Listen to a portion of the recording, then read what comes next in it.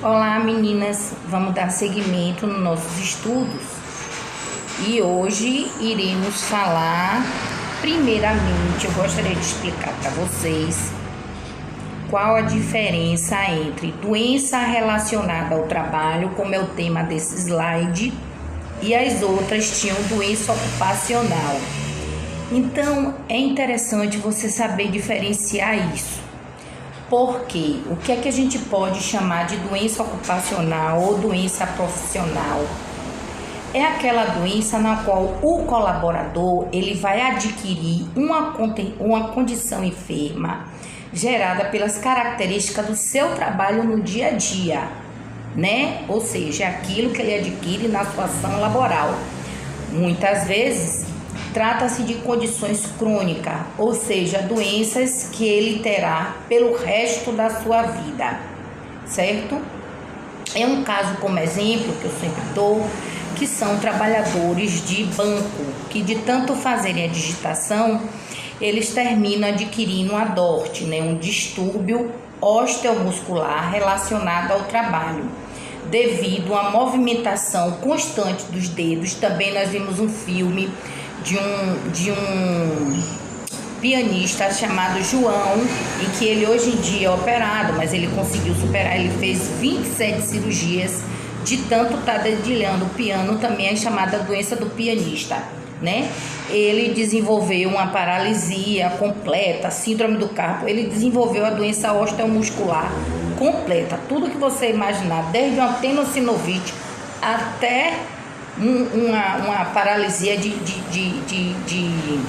membro ele teve, né?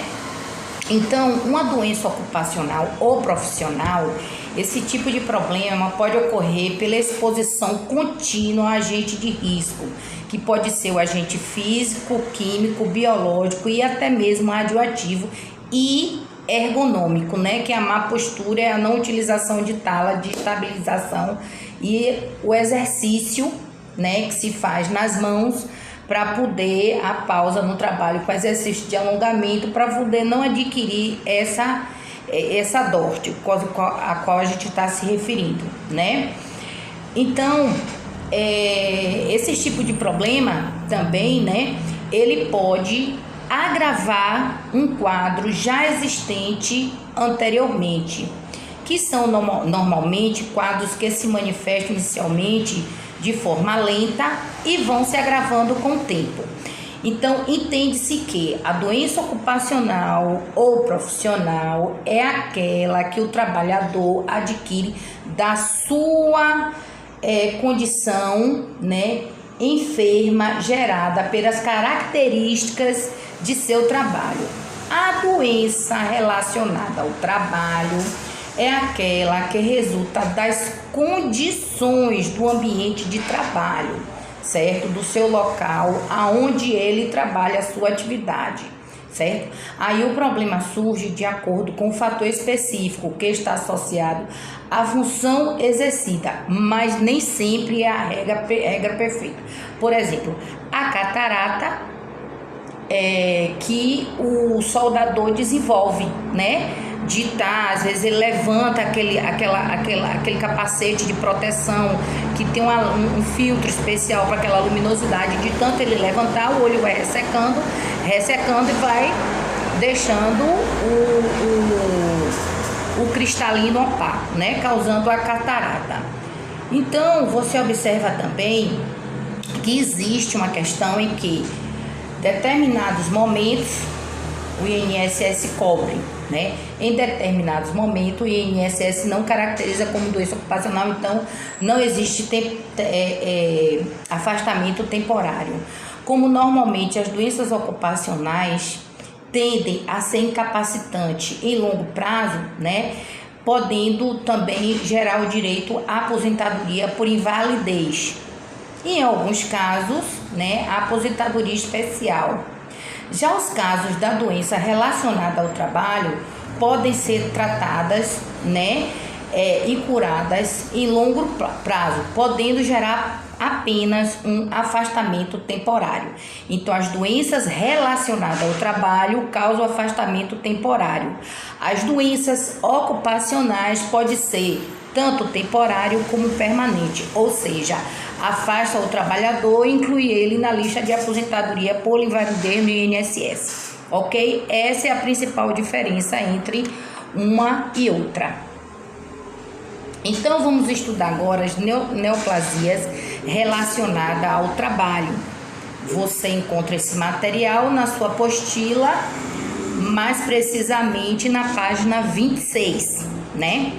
Então, as neoplasias referentes ao trabalho estão incluídas no grupo 2 da classificação de Schilling, né? E são de diferentes aspectos. Por exemplo, quais são os seus aspectos diferentes? Não existe níveis seguros de exposição. Qual o segundo elemento? Existem muitos tipos de câncer e esse se desenvolve muitos anos após o início de exposição, mesmo após a cessação, a exposição do trabalhador ao agente causador. Dei uma passadinha aqui, deixa eu voltar. A prevenção. De acordo com a vigilância ambiental, segue o estabelecido pela Convenção da OIT de número 139 de 1974, né, abordada pelo Ministério da Saúde, que inclui, como forma de prevenção, substituir a substância e agentes cancerígenos por outros menos nocivos. Outra forma de prevenir é reduzir o número de trabalhadores expostos, a duração e ao nível de exposição ao mínimo compatível com sua segurança. É o chamado LT, que é o limite de tempo, né? É o limite de tolerância. Outra forma de prevenção é indicar medidas de proteção. Tá vendo aí o que eu coloquei? Trabalho seguro, vida completa. Estabelecer uma situação, um sistema de registro, avaliação, visita ao local de trabalho, né? Informar os trabalhadores sobre os riscos e medidas a serem aplicadas. Desculpa. Realizar exames médicos periódicos para avaliar os efeitos da exposição. Então, tudo isso você vai observar que são medidas de proteção ao indivíduo, né? Além de tudo, realizar, né? Como é que se diz?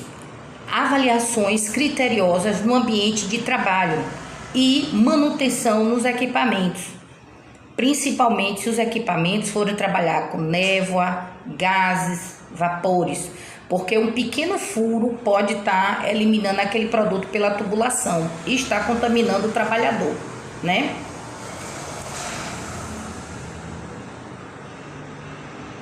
A prevenção ambiental, né? Essa que eu me referi aí agora. A medida para o controle ambiental é a manutenção dos níveis de concentração próxima à zona zero. Eu falei, a manutenção dos aparelhos, né? O enclausuramento de processos e isolamento de setores de trabalho, no caso de área de produção, né? Que tem aquelas tubulações que passam os produtos químicos. Normas higiênicas e de segurança rigorosa, né? Além disso, deverá ter também, né, uma medida de limpeza geral para o ambiente de trabalho. Um sistema de ventilação adequado e eficiente. O monitoramento sistemático das concentrações de aerodispersóide, que são isso, vapores. Quando você aperta o desodorante, aquilo que sai é um aerodispersóide. E ali você sabe que tinha um gás que era prejudicial à camada de ozônio. Ele foi substituído, né, para diminuir o efeito estufa. Mudança na organização do trabalho que permitam diminuir o número de trabalhadores expostos, o tempo de exposição. Então, é a LT. Fornecer equipamentos de proteção individual de boa qualidade, né? E de bom uso, um uso adequado, para um bom uso adequado. Ou seja, falei anteriormente que o indivíduo, ele usa o óculos de proteção da saúde, mas de vez em quando ele vai assim, ó, levante ali, né? Aquilo ali vai deixar o olho desprotegido, que vai causar a catarata. Neoplasia maligna do trato gastrointestinal. Como é que a pessoa vai trabalhar né? E vai adquirir neoplasia no trabalho, né? No trato gastrointestinal, quer dizer assim, no estômago, né? As neoplasias de estômago, elas são mais encontradas, né? Que são os adenocarcinoma, o leiomiosarcoma e linfomas, né? Que estão sempre localizadas no piloro, que é uma parte do estômago, no corpo, que pode ser no grande, no pequena curvatura, e na cárdia, que é o início do estômago, né? Que a gente chama popularmente de boca do estômago, né? O fator epidemiológico, né? A causa é desconhecida.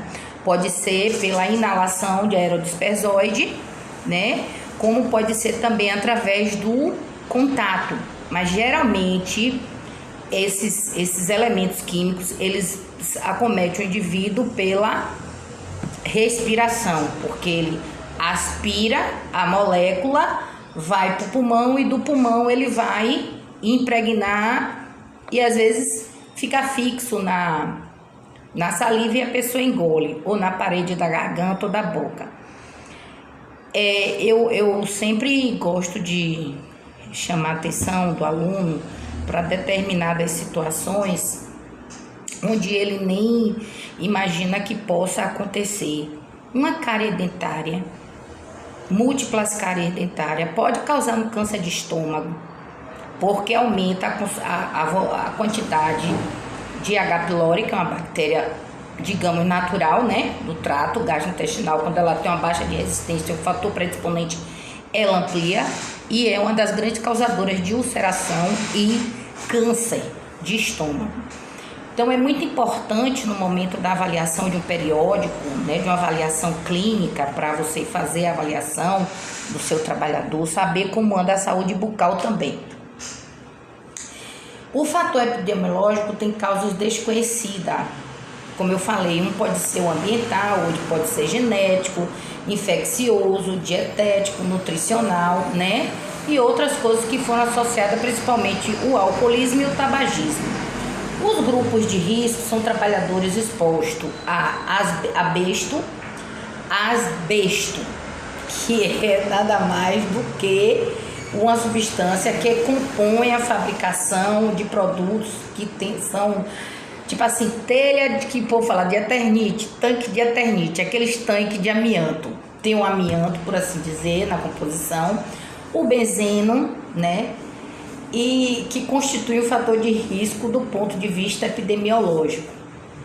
Geralmente, o quadro clínico se caracteriza por uma sensação de plenitude gástrica, né? Rápida, a pessoa come e aí já sente a barriga estufar. Ascite, que é o líquido que acumula na barriga.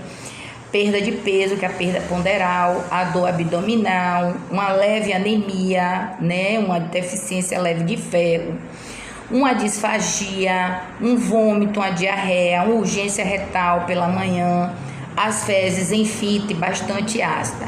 Todo o tratamento para a neoplasia pode ser cirúrgico, radioativo ou quimioterápico, ok? O angiocarcinoma do fígado. Aí fígado já é um probleminha, né?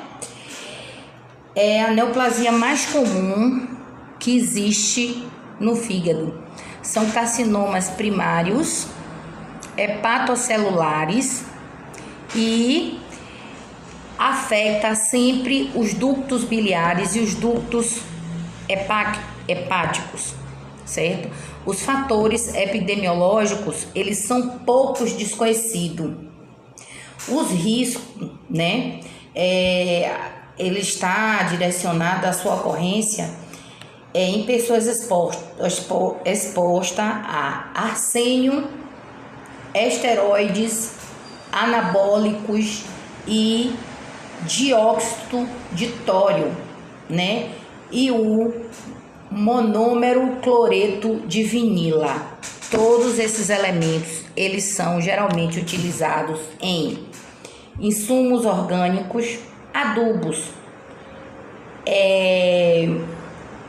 inseticidas, praguicidas, em como é que fala? Remédio para carrapato, que controla os acarizinhos, né?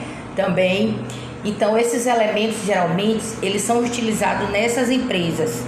Tem um desses produtos que é usado aqui bem pertinho da gente, na Monsanto, né? Que é o arsênico. Então, eles são cancerígenos e também pode fazer a névoa e aí contaminar o indivíduo. Mas para isso é preciso entender que não é o fato do indivíduo estar exposto que você vai caracterizar de imediato que esse carcinoma ele foi relacionado ao trabalho.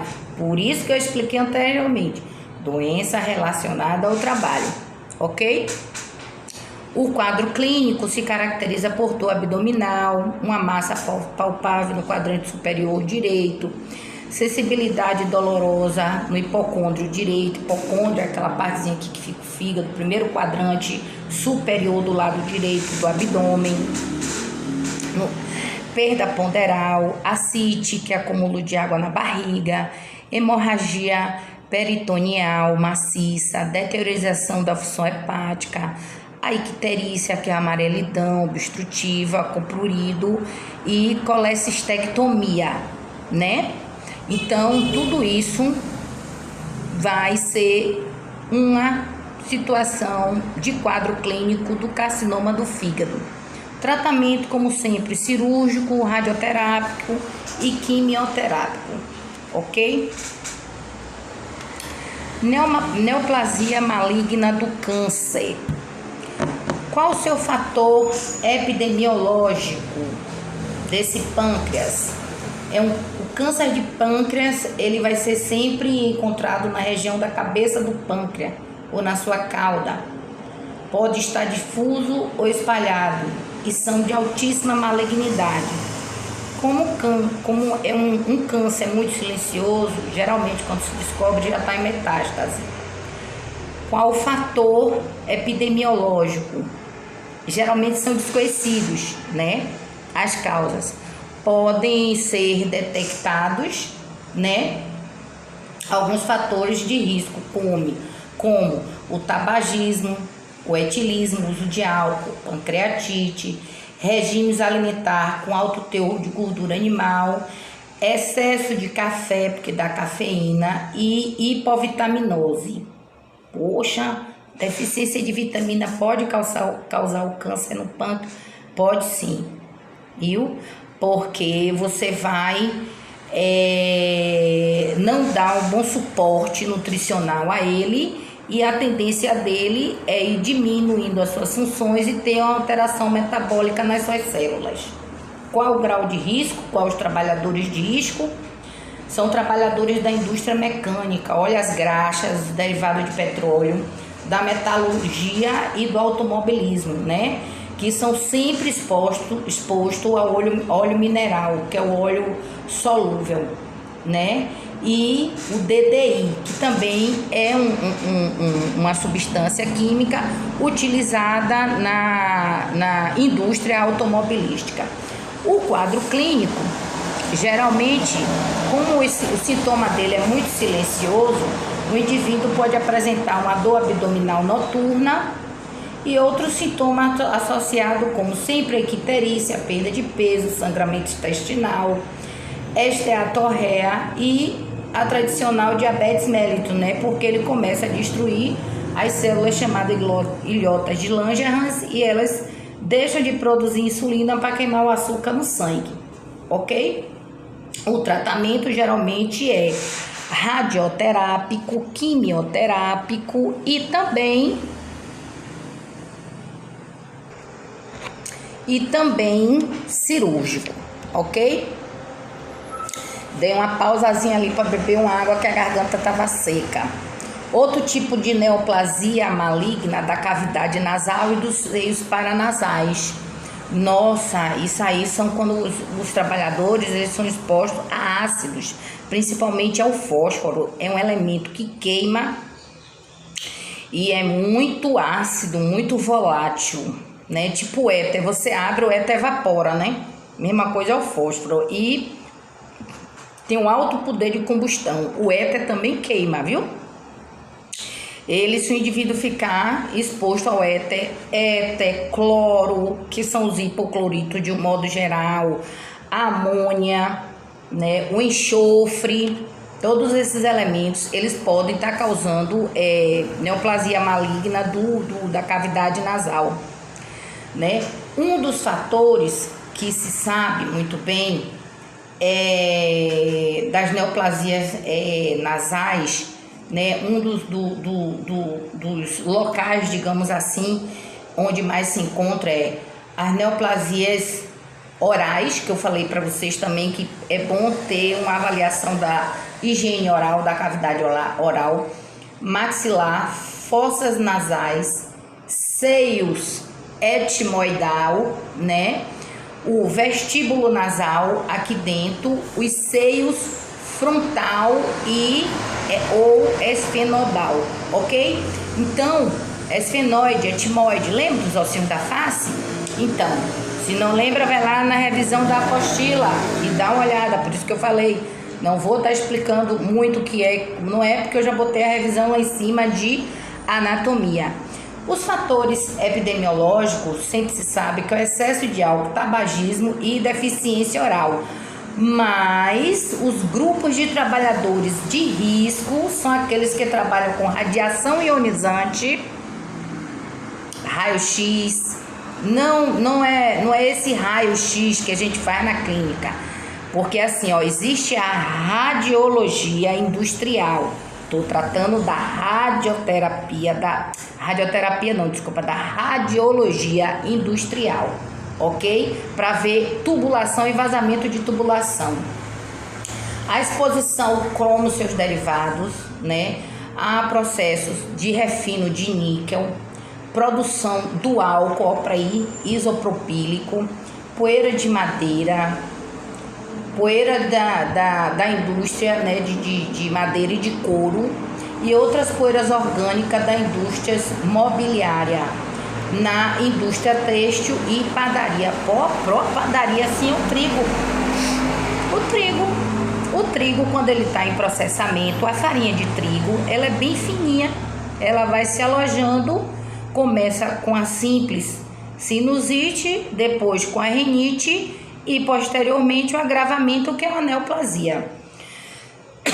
O quadro clínico se assemelha a uma sinusite inflamatória, incluindo dor no local, hiperestesia, odontalgia, né, que é a dor de dente, secreção nasal sanguinolenta, queda dos dentes, mau ajuste da dentadura. Para quem usa prótese dentária, vai afinando ou vai inchando, então fica mal ajustada.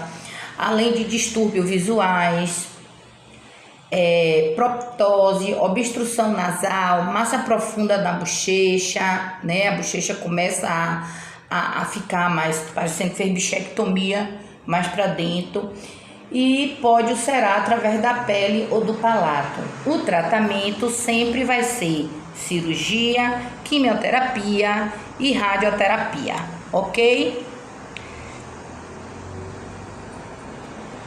A neoplasia maligna dos ossos e cartilagens articular são chamados de sarcomas.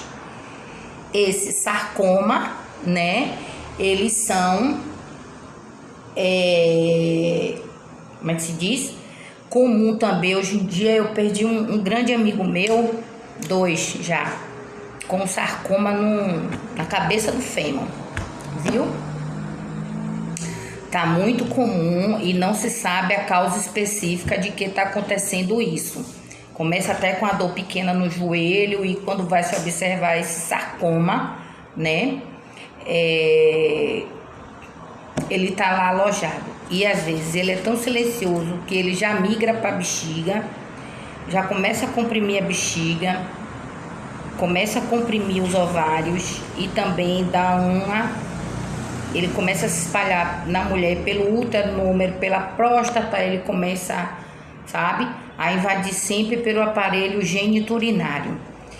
Então, o osteossarcoma, o sarcoma osteogênico, é a denominação dada à neoplasia maligna primária de ossos que envolvem ossos longos, como fêmur, tíbia e úmero. Os fatores epidemiológicos são desconhecidos.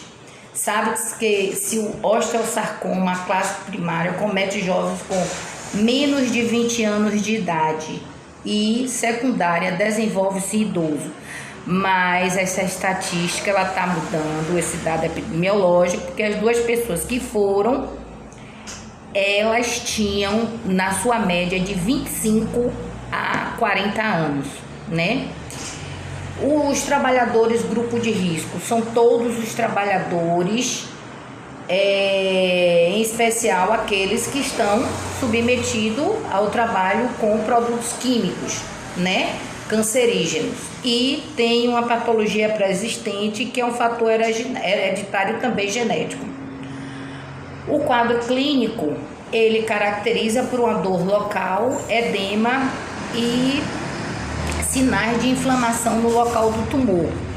O tratamento é realizado através de cirurgia, chegando até amputar o membro, né? Radioterapia e quimioterapia. Neoplasia maligna da pele. O câncer de pele, até que enfim chegamos nele, né? Ele, todo mundo sabe que é excessiva exposição ao raio ultravioleta. A incidência está na pessoa clara, mas não quer dizer que o negro não venha a ter. Pode ser acometido também, certo? Pode aparecer também pelo fator familiar. As pessoas que têm transplante de rim, porque eles tomam para o resto da vida uma medicação que é para evitar rejeição, e eles fazem de ano em ano a limpeza no rim, que pode ser um fator predisponente para o surgimento do câncer de pele, né? O albino, porque ele não tem melanina no corpo. As infecções, né? Como é o caso do HPV, que é o papiloma humano, né? As inflamações crônicas, as cicatrizes, que houve uma formação excessiva de queloide ou múltiplas infecções antes de fechar, pode ficar com a pele muito sensível e desenvolver também uma anomalia na reprodução, na multiplicação dessas peles, né? Ceratose arsênicas, né? Que é também chamada de doença de Bowen, ceratose solares e traumatismo, ok? Então, o câncer de pele, ele está muito voltado a fatores tanto genéticos hereditários como fatores que são extra, né?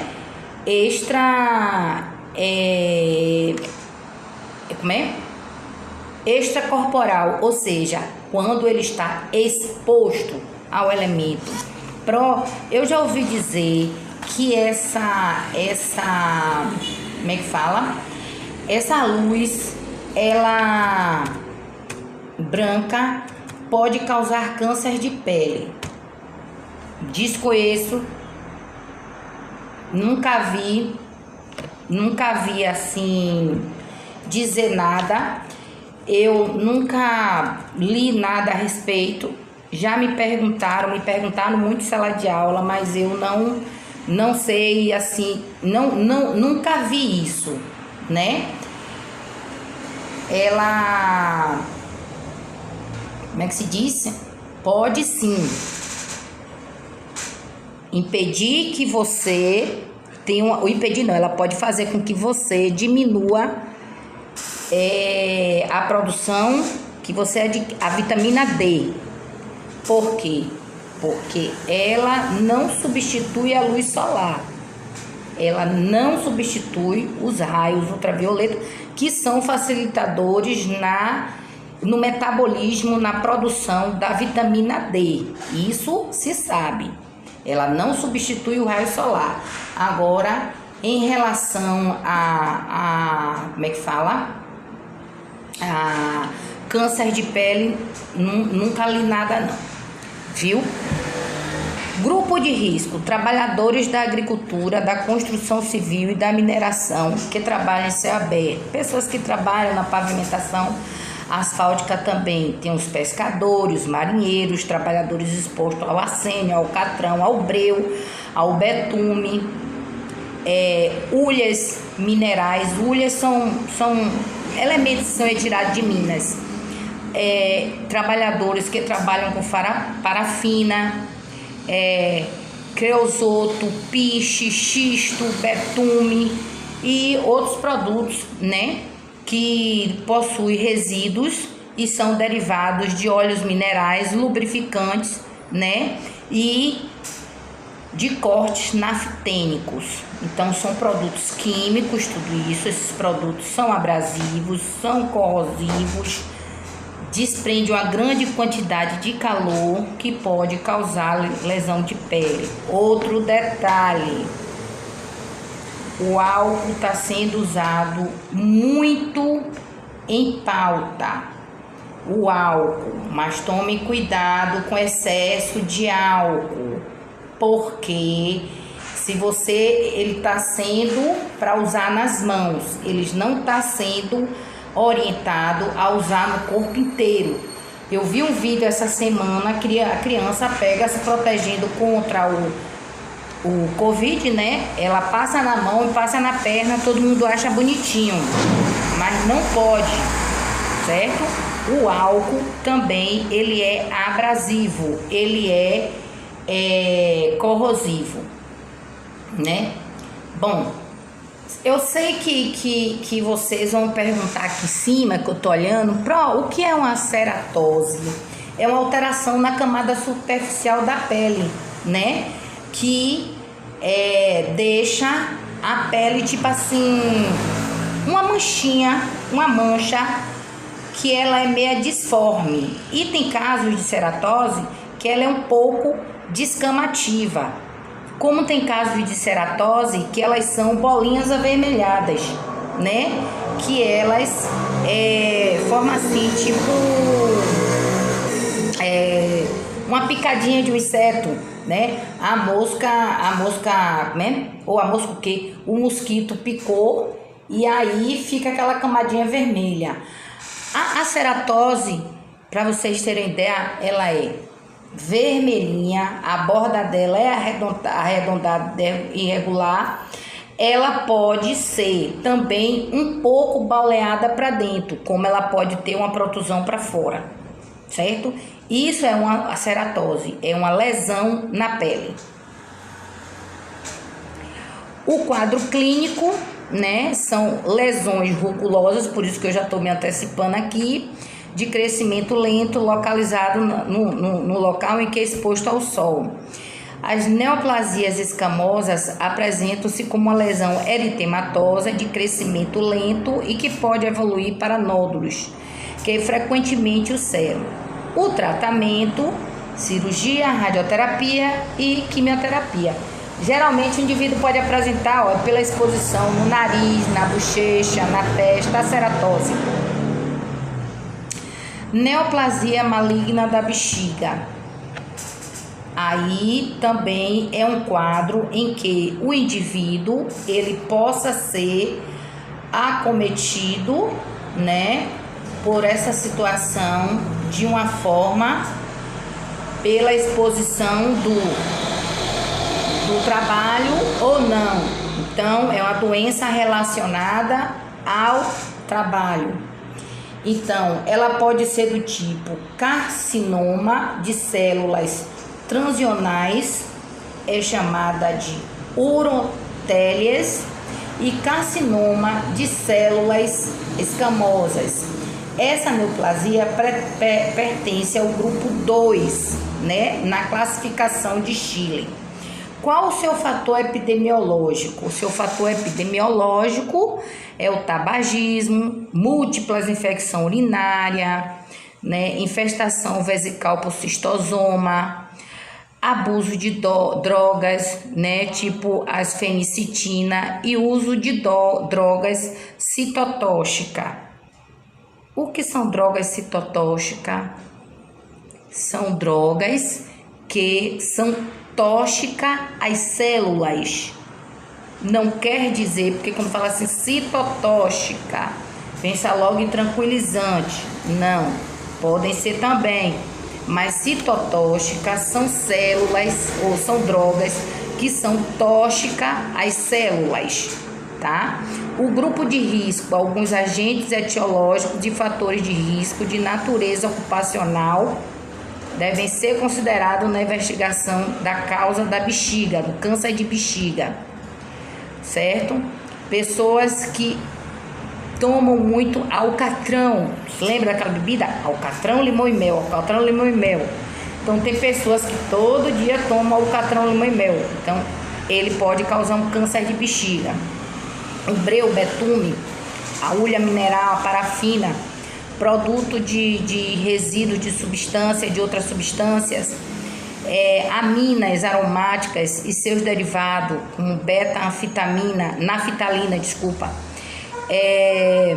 2-cloronilina e dentre outros. Por que eu botei isso aí? O que isso aí tem a ver? Está na composição daquele veneninho de barata chamado naftalina. Emissão de fórmulas de Cook, óleo mineral e corte de solúveis, né? Ou seja, sempre quando o indivíduo está trabalhando também na indústria de mineração. Sempre que o indivíduo está trabalhando com elementos que indústria de jateamento, manutenção, lubrificação de equipamentos, ok? O quadro clínico, né, está na hematúria, podendo ocorrer também polaciúria, aquela várias vezes à noite no banheiro, né, onde o indivíduo ele fica urinando pouco e dói, um quadro característico de infecção urinária. O tratamento ele vai ser realizado através da radioterapia e quimioterapia. Mesoteliomas são câncer benigno, mas que aparecem na camada que reveste pleura, pericárdio ou peritônio.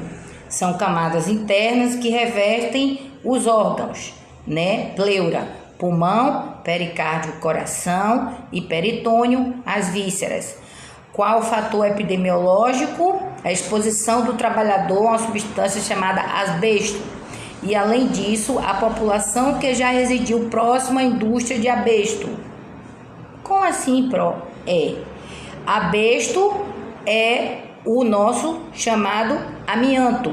Então, grupos de risco de pessoas que trabalham em empresas que trabalham na fabricação daquela caixa d'água deixa eu falar uma coisa para vocês, o amianto está banido dos países desenvolvidos, não entra mais em São Paulo, existe uma legislação nacional que não se trabalha mais com amianto,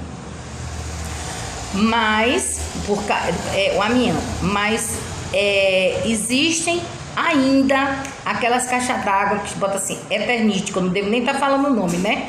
Eu estou falando o nome do fabricante, não da caixa d'água. Então, aquelas de cimento, aquela ali, a telha, eles liberavam muito amianto para o ambiente. Outros grupos de risco são os carpinteiros, né? Da construção civil, que são submetidos ao amianto. Mecânicos de veículos, trabalhadores da atividade industrial, né? Artefato de borracha e no lixamento de massas plásticas usada no preparo de inúmeros objetos. Então, esses mesoteliomas, eles são os tipos de câncer que você observa que o indivíduo, ele não adquire só pelo contato ou pela exposição, ele adquire também pelo contato, ele adquire também pela absorção, pela respiração oral e nasal, né? Cujo qual ele vai estar jogando para dentro da circulação, para a circulação e na circulação chegando aos tecidos, ok?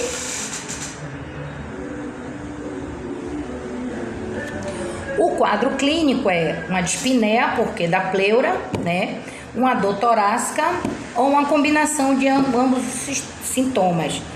Já no pericárdio, o indivíduo vai ter dor no tórax e insuficiência cardíaca congestiva, chamada ICC.